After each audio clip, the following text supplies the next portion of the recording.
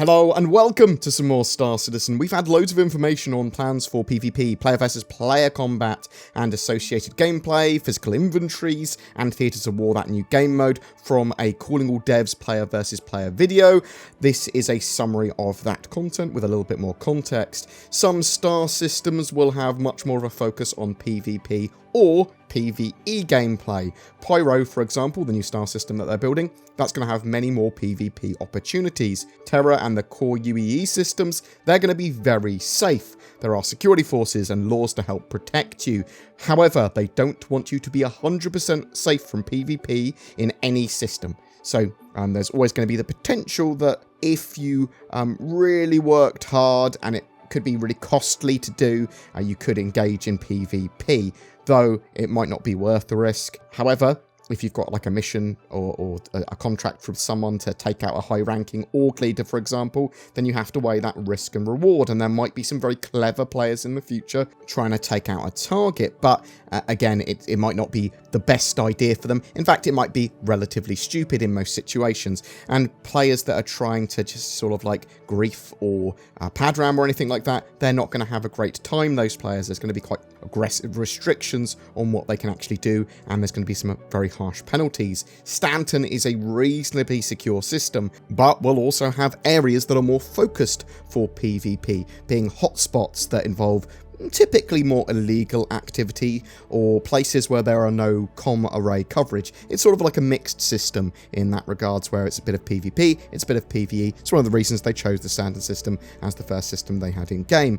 They want to somewhat hint where dangerous areas are in the future, where the potential of PvP is more likely to occur. If players are aware of the risks in an area, they're more likely to have a more enjoyable experience whatever happens. Rewards for taking out PvP bounties will be higher, or at least pretty high. Players will be able to loot each other in the future as well, when physicalized inventory is implemented in the future anyway. At landing zones and cities, there will be protections for players with security forces and defense turrets. These may change from location to location. Even in the sort of like less than lawful areas, non-UE areas, if there's a station, like Ruin Station, they might have their own laws and security forces there to protect people from being pad-rammed and that sort of stuff. But we'll have to wait and see. If players take on more PvP missions and contracts and engagements, they will get more of a focus on PvP content and effectively build a PvP reputation where the game will give them more of that. If you avoid that type of gameplay, you're more likely to get more PvE opportunities with missions and content. So this is sort of like a mixture of the dynamic economy and dynamic simulation and mission system stuff, where you'll be getting missions, but also reputation based on the types of mission that you take. You're more likely to get more and access to others. Let's move on to physical inventory. So this means that you're going to have to start thinking about the loadout that you have when you are getting the right gear for the situation that you're going to. You'll have to manage the amount of space you have and make choices on what you'll need. You'll no longer have infinite amounts of being able to switch out what you have on you. You're not going to have like a 10,000 medipens that you can just keep on switching in. You're going to have to go to where those items are stored and put them on your character, and you can only carry a certain amount. What protections and armor do you bring? Medium and heavy armor won't be able to be worn when you're in certain seats, so you're not going to be able to pilot a ship, for example, while wearing heavy armor. So you'll have to either wear light armor or stow your medium and heavy armor away and then put them on when you need them. So there'll be lockers and that sort of stuff in ships specifically for that purpose. We've even seen with the Gladius recently, they've got a weapons rack that's now external to the ship in 3.10. So you're going to need to bring food and meds too. There's going to be gadgets, tools and throwables that you might want to bring.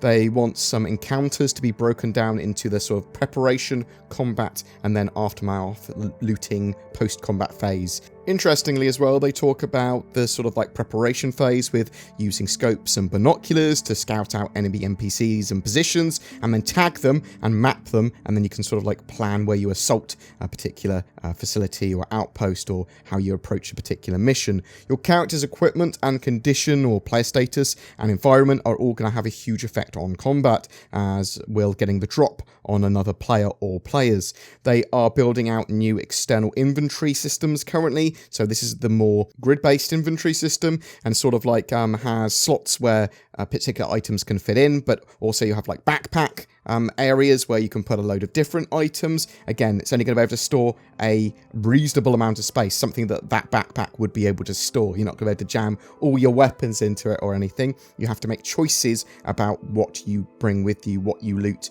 what you jam in your backpack, what you put on your character, because you're going to have attachment points in your armor, so you'll be able to have your weapons and your gear and pockets and things like that as well. Also, boxes, containers, backpacks, they're going to be able to be interacted with after you've taken someone out, or if you find them, and then you'll be able to move inventory between your backpack and your sort of slots and those cargo boxes or other types of box or backpack as well. So they do need the iCache and item persistence to get this in fully. We will see the grid-based inventory in the shorter term, though, before this potentially, for minables, food, and commodities. So the items that we already have with the personal commodity system, we'll be able to put those in the more grid-based inventory. In the video as well, I actually think they mentioned the Greycat Rock mining vehicle. They mute the audio when he's talking about going to its inventory and moving cargo and minables between its sort of like cargo space and your backpack. So I think that was interesting there. I think that's what was going on there. I could sort of make out some of the words. So we're basically going to get some inventory updates before we get the full physicalized inventory in the future with this sort of stuff. And they're going to build onto this functionality until they have all the items and gear being able to be stored and interacted with like this. So you will be able to eventually put a load of different items in a cargo container and then sell those items at shops and things. I think is the idea there. Let's move on to the Theatres of War stuff that they talked about. So Theatres of War does have some AI ships flying about, so it has at least a little bit of a PvE element.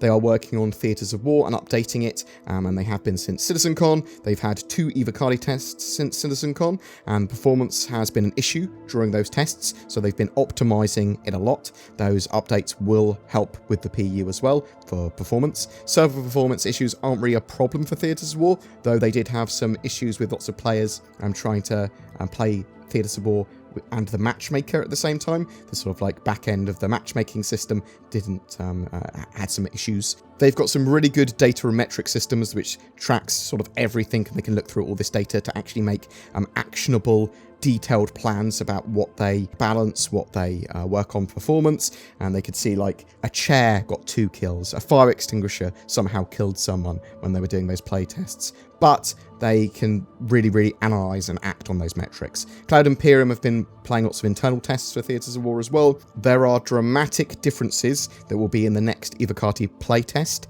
and we're going to see some of the feedback and improvements that they've made from those playtests previously. They say it's going to be much more of a Star Citizen experience and more responsive than it previously was. They want it to get sort of like into a good state before pushing out to a wider test group beyond EVOCATI. If you want to get involved in EVOCATI, actively participate with the issue council, reporting and validating bugs, and then you're more likely to get an email saying, would you like to join the EVOCATI? I'm looking forward to combat changes coming in Alpha 3.10 and beyond, and how that's going to play into PvP. I'm hoping it's going to make PvP and even Arena Commander dogfighting a lot more sort of viable and fun again.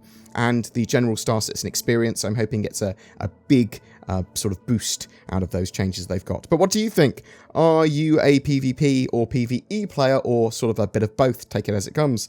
Are you excited for Theatres of War, or do you think the game mode is a waste of resources? What about inventory management and loadout choices? Are you worried about it being tedious, or do you like the plans that they have for it? What are your thoughts? I'd love to hear from you in the comments below. Every month we have a ship giveaway. For June, it's for an Aspira Tavaran Prowler dropship and Star Citizen game package, kindly supplied by Cloud Imperium. Just comment on any of my videos made during June to be in for a chance of winning that. Oh, what's that? What am I shilling for this month, you ask? Well, the same thing I shill for every month. If you need a VPN, then check out NordVPN. It's a cheap, fast, and has a load of benefits over free VPN services. Consider it for security, privacy, protection, content accessibility, and even to help with bandwidth limits. You also get a shipload of money off via the links below. I am BoredGamer.